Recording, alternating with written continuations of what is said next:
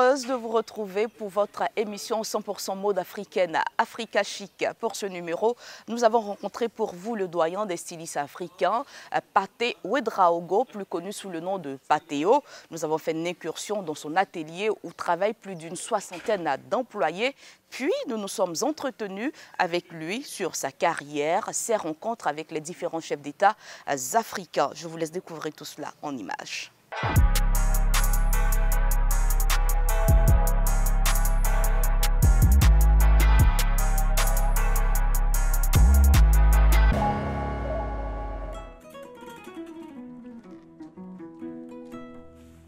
Trècheville, avenue 19, rue 22 Barré, c'est dans ce quartier populeux de la capitale ivoirienne que se trouve l'un des plus grands ateliers de couture de la Côte d'Ivoire.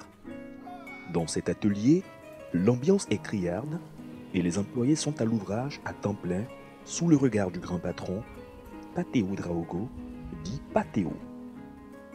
Cet homme, qui a une histoire particulière avec l'ancien président sud-africain Nelson Mandela, dont il confectionnait la plupart des chemises, mais aussi pour bon nombre de célébrités, des hommes politiques africains, des artistes et même des businessmen.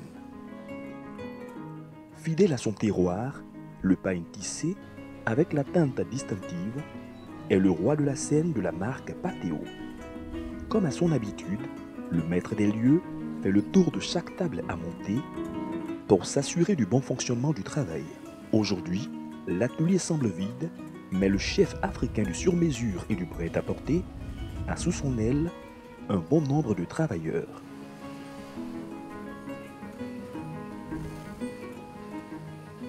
Vous avez des apprentis, vous avez des stagiaires, vous avez maintenant des employés. Il y a 3 catégories de personnes ici. Stagiaires, c'est beaucoup de jeunes gens, vous voyez les jeunes filles aussi, qui ont fait des écoles de couture, qui viennent par faire leur savoir-faire.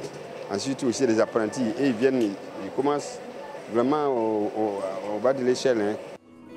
Installé à Abidjan depuis plus de 30 ans, c'est à l'aube des années 1970, à l'âge de 14 ans, que Pathéo quitte son Burkina Faso natal pour la Côte d'Ivoire.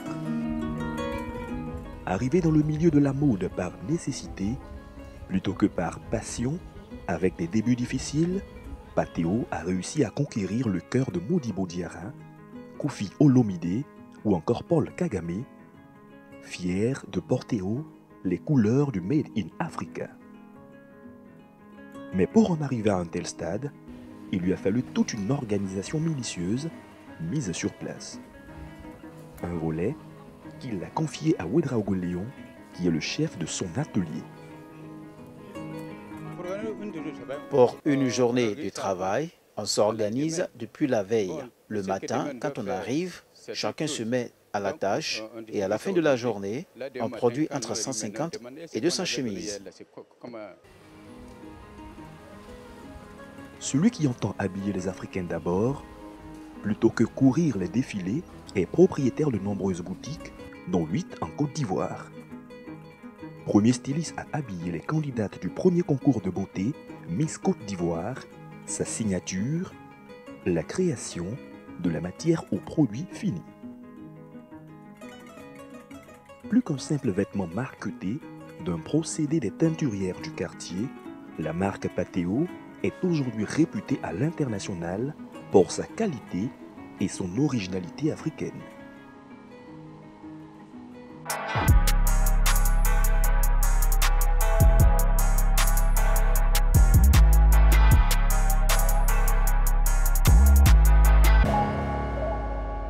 Comme vous le constatez, nous sommes en compagnie du doyen des créateurs africains, celui-là même qui a habillé les plus grands chefs d'État africains. Pathéo, bonjour, merci de nous recevoir ici même dans votre boutique. Bonjour. Alors, je le disais, vous n'êtes plus à présenter, vous êtes une des figures incontournables de la mode en Afrique. On retrouve votre griffe aujourd'hui dans tous les coins du continent, dans le dressing de tous les chefs d'État.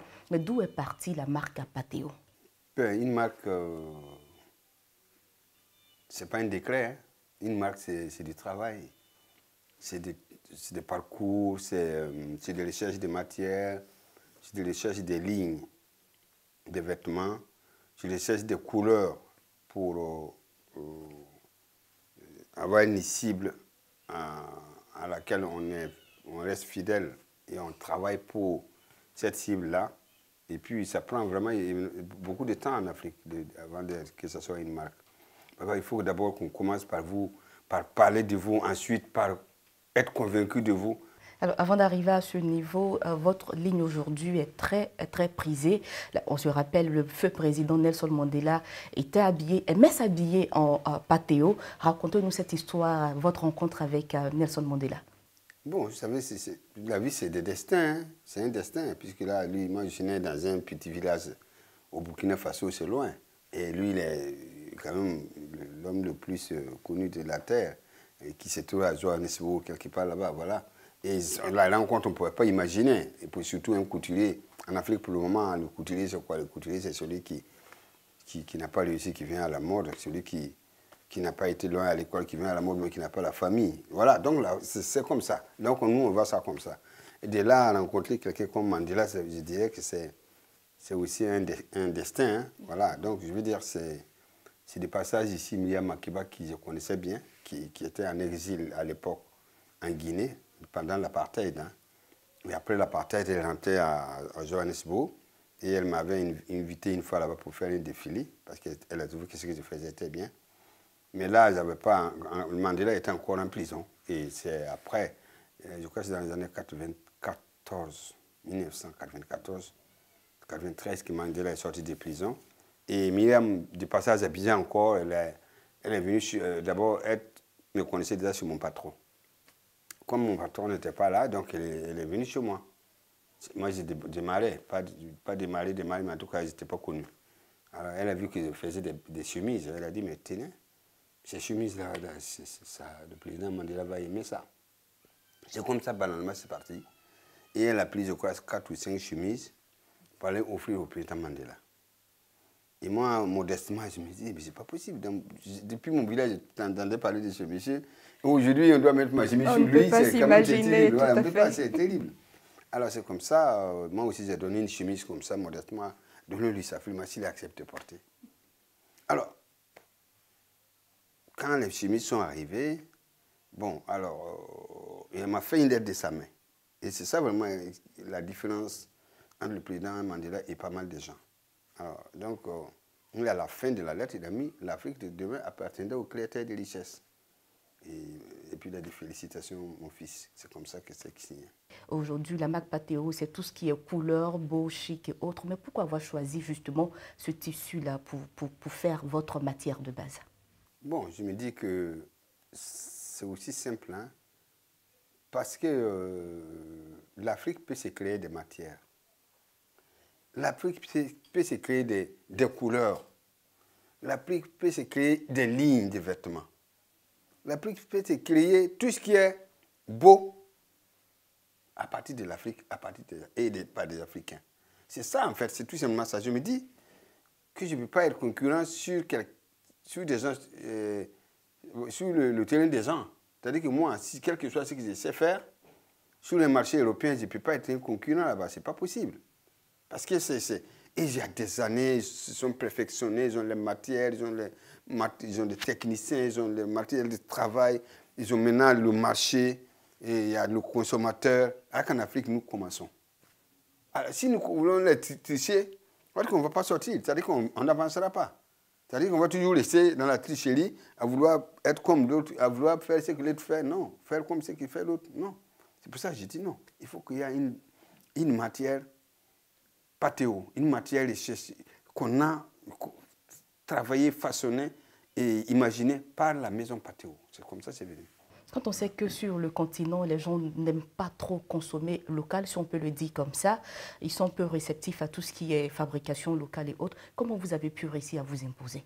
En Afrique, travailler, ce qui ne vient pas ailleurs, c'est comme si on prenait un risque. Alors pour moi, ce n'est pas un risque, c'est tout à fait logique que je fasse mes recherches en Afrique, que je fasse porter les Africains à partir de ce qui est fait en Afrique, à partir de ce qui est produit par les Africains, à partir des possibilités qu'on a en Afrique. Voilà. Donc pour moi, il n'y a même pas...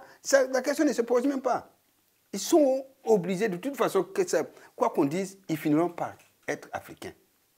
Même si pour le moment, les gens pensent qu'ils ne sont pas africains à 100%, ils vont revenir à 100% africains. Ça, au moins, c'est sûr.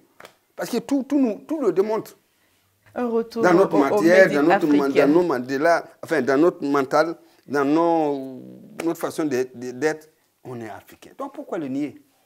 Autant travailler comme un Africain et autant satisfaire les Africains. Et on restera africain. Voilà, c'est ça comme ça, moi, je pense. Alors, Patheo, vous avez eu des collaborations avec d'autres marques européennes, même africaines? Oui, bon, la dernière, c'est avec la maison Dior. C'est vraiment une grande expérience.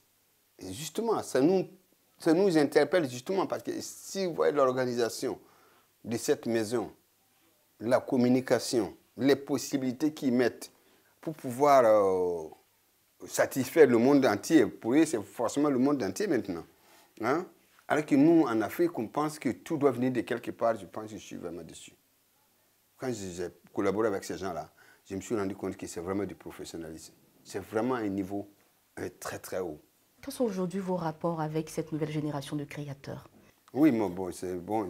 Là, tout le monde, toute la jeunesse, en tout cas, tous ceux qui sont connus en Côte d'Ivoire, je ne pense pas s'il y a un coup de qui est connu en Côte d'Ivoire qui n'a pas passé par ma maison, soit pour demander un conseil, soit pour avoir des idées, soit pour être formé, ne serait-ce que quelques temps.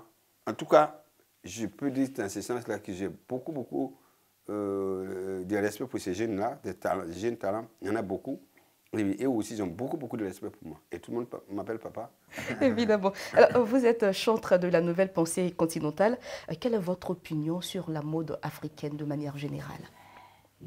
Bon, pour le moment, on est en train de taper de gauche à droite. On cherche une voie. Il faut le dire, hein, il faut être moi. Même si tous ceux qui émergent, ils sont en train de vouloir copier ceux qui viennent de l'autre côté et de vouloir s'africaniser. Et ou bien les Africains aussi sont en train d'hésiter. Autant je m'intègre ou bien je reste encore à regarder les autres. Mais je pense que la mode, la nouvelle génération, c'est un avenir. Parce qu'il y a des talents. Et l'espace est ouvert aussi.